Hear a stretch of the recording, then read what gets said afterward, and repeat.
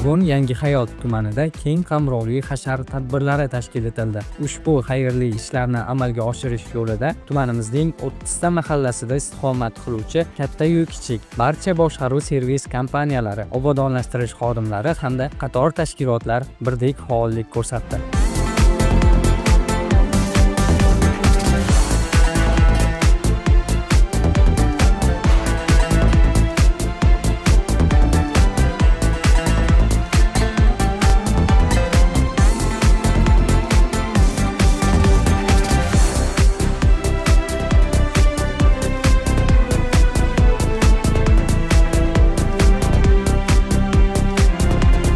Xususan Gulshanobod, Yangihayot, Tashabbus, Yangi turmush, Do'stlik va boshqa ko'pgina mahallalarda erta tongdan hasharlar ishtiyoq bilan olib borildi.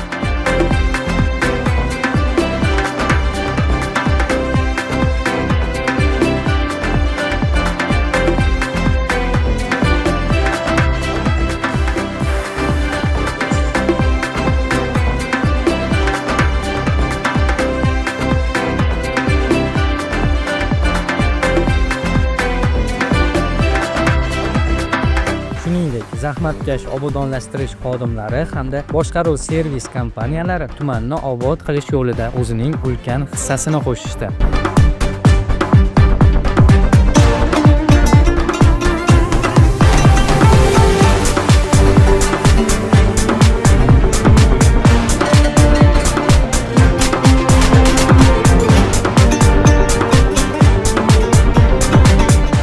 Davomida birgina tuman obodonlashtirish boshqarmasining 260 dan ortiq xodimlari tomonidan 3 gektar maydonda sanitar tozalash va 1 gektar maydonni turli o'tlardan xoli qilish ishlari olib borildi. Shu bilan birga 2000 ta mavsumiy ekinlar va 1100 ta buta ko'chatlari ekildi.